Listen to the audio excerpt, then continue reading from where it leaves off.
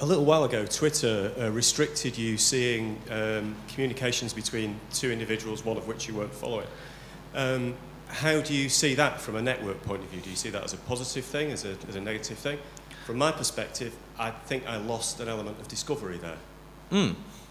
I think, I mean, that's a hard question. I read a paper recently talking about how in Wikipedia versus e-opinions, on Wikipedia, where you can see positive and negative relationships, and opinions, you can't see people sort of saying, I'm anti-friending this person or whatever, I think it's slagging them off or something. That networks became more polarized on Wikipedia. Having this public persona actually can lead to a lot of polarization where, yes, you might not be discovering these back-channel direct messages, but at the same time, the site itself might not be fragmenting as quickly. So one of the benefits of that is, do you want your site to either have sort of vigorous discussion, vigorous back and forth, conflicting opinions, where you might want to show that, or do you want the site to sort of have a specific tone or brand, in which case if you don't show that, then you're actually better off because you'll lead to much more single-minded coherence in the audience, or in the audience on a site. Now, my thoughts on that for Twitter in particular, I think it's still just interesting enough to look at who is following who as a social graph and not the richer content involved in that. So when I look at the richer content, then maybe I'll have a different opinion. You spoke about conditions on social networks leading to abandonment because of being overwhelmed. Yeah.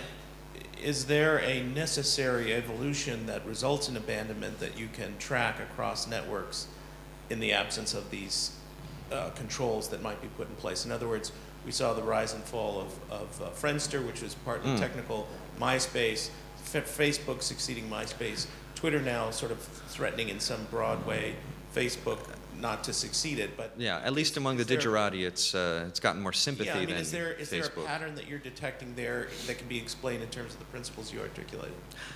No, unfortunately. I mean, the only pattern is post hoc, is that the new sites are becoming more sophisticated and interoperable than the ones before them. I mean, Twitter is so plastic because it's so small that you can sort of feed it in anywhere. You look at a newspaper, now they can have the Twitter feeds that are real-time search based on the story to get other people's opinion on this.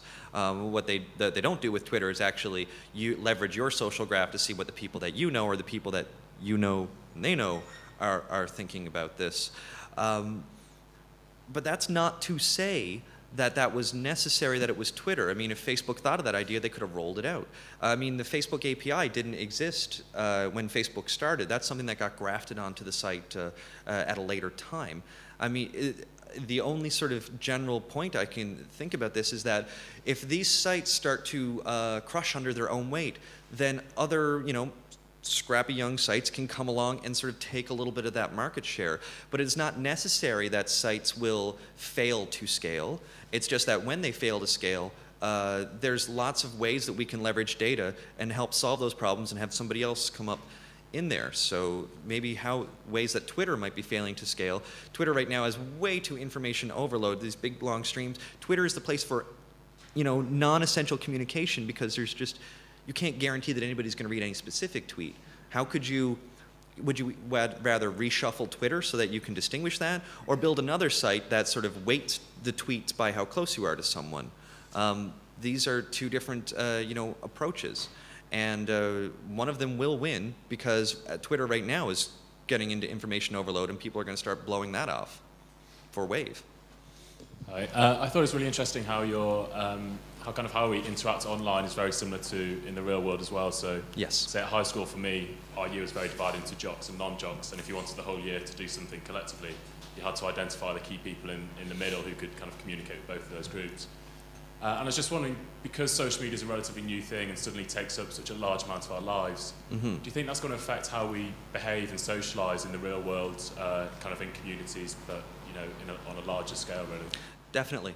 Definitely, and the scale is the answer to that. But I think the hybridization of social media and mobility is the big key there. So this is the terrible example in newspaper stories of open house parties with 1,000 people showing up at them.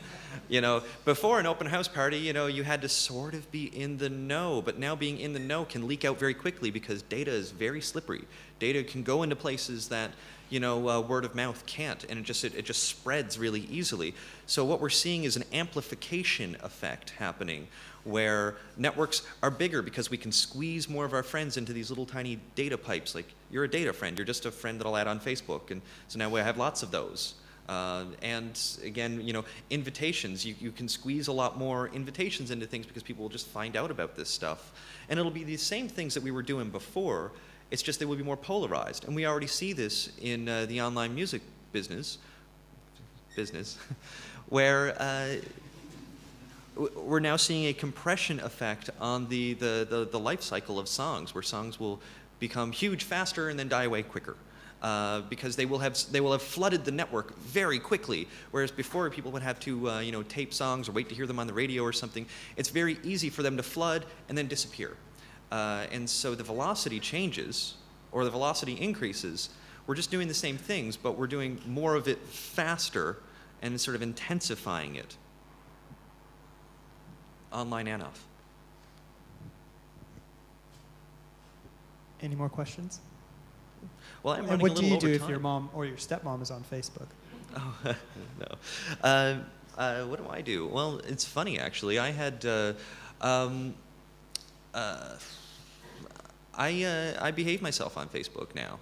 And mom is not on a limited profile for me, but that's, being, I mean, I've been on the BBC talking about Facebook. I can't be the sort of guy who, with the lampshade on the head, sort of, drunk pictures on Facebook. I can't do that, but I can see, I had an interesting story about another friend of mine, if I could just give you 2 minutes, and there's a band from Toronto named Holy, the word that comes after that, one of them starts with F, and so, I don't know if we're all friends here, but, so, I mean, this is the band's name. The band's called Holy Fuck.